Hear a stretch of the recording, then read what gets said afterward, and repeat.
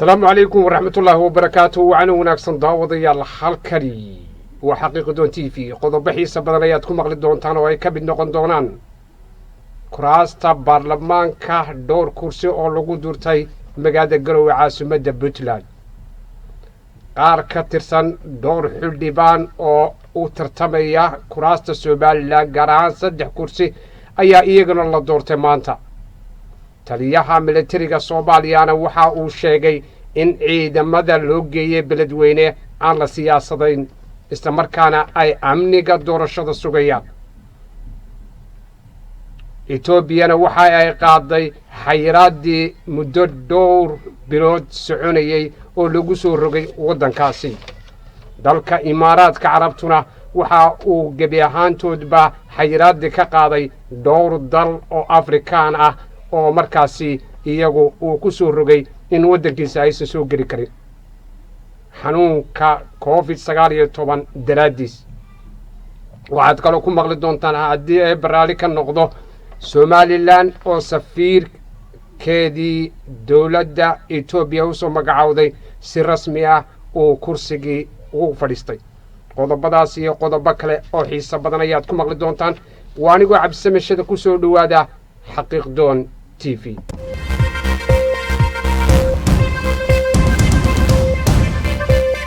taliyaha ciidanka militariga Soomaaliya General Dawaa Yusuf Raage ayaa difaacay tallaabada ciidamada xoogga dalka lagu geeyay magaalada beledweyne isagoo sheegay in sawir khaldan laga bixiyay waa sida uu hadalka u dhigay Dawaa oo wareysi siiyay VOA isagoo ku sugan gobolka Galguduud ayuu sheegay sababta ciidamada loo geeyay magaalada beledweyne ay tahay si doorashooyinku nabad ay ugu dhacaan loona difaaco carqaladda kooxda al-shabaab taliyaha xoogga waxa uu sheegay in ciidamada la geeyay beledweyne in aanu ka duwanayn ciidamadii kale ee la geeyay Dhuusamareeb Jowhar iyo Baydhabo si amniga doorashada loo xoojiyo wuxuu sheegay shaqada ciidanka militarigu inay tahay shaqo ay mas'uuliyadeeda iyagu leeyihiin cid kalena aysan ku lug lahayn ciidamada beledweyne tagay sabab sawir kale looga bixiyo ma jirto arrintan aad sheegtay ee wasiirada waxaan ku sheegayaan militarigu la dagaalanka argixisada diyaar u yihiin wasiir amni ma hoos tagaan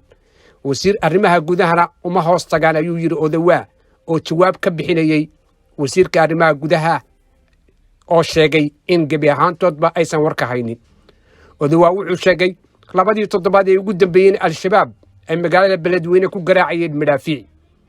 wuxuu sidoo kale sheegay taas oo laga duulayo in ciidamadu ay halkaas u geeyeen si ay markaasi u qaadaan hawlgallo ka dhan ah al-shabaab waa sida hadalka u dhigay dawladda Imaaraadka Carabta ayaa xayiraadii duulimaadyada maalnimada Sabtida ka qaadaysa 12 dal oo Afrikaan ah kuwaasoo dadka ka imanaya ama kuwa horey u booqday laga mamnuucay inay soo galaan dalka Imaaraadka dalalka kale ah South Africa, Kenya, Nigeria, Ethiopia, Tanzania, Republic of Congo, Botswana, Eswatini, Lesotho, Mozambique, Namibia iyo Zimbabwe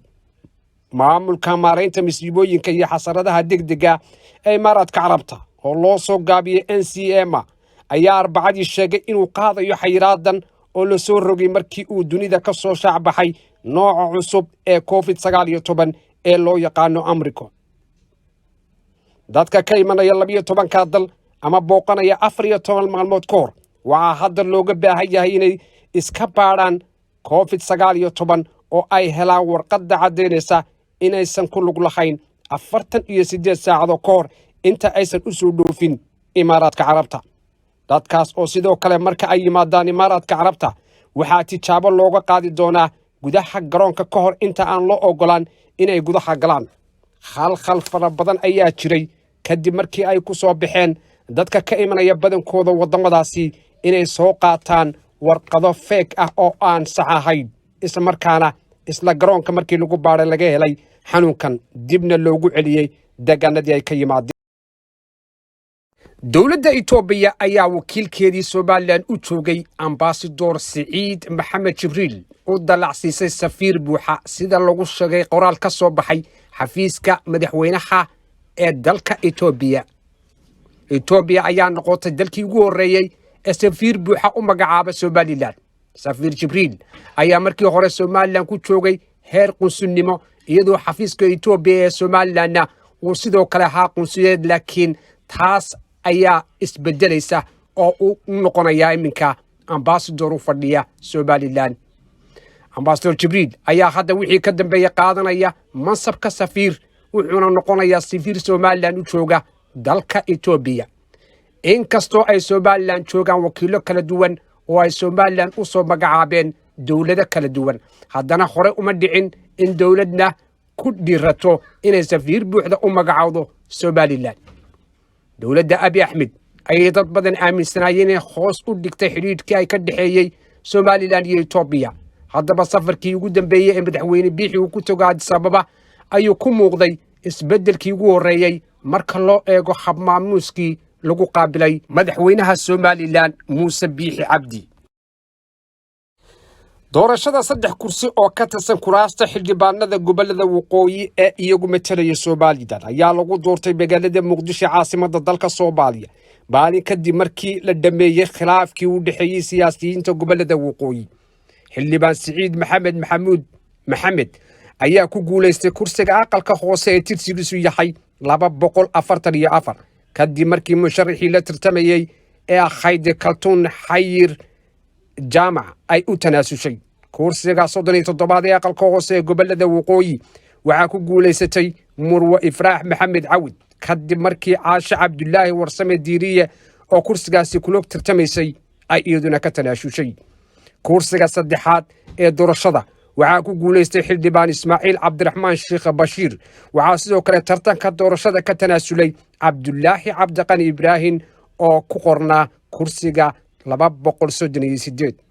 doorashada maanta ee xildhibaanada gobolada waqooyi waxay ahayd mid la isku tanaasulay mana jirin gebi ahaantoodba wax tartara oo doorashadii maanta dhacday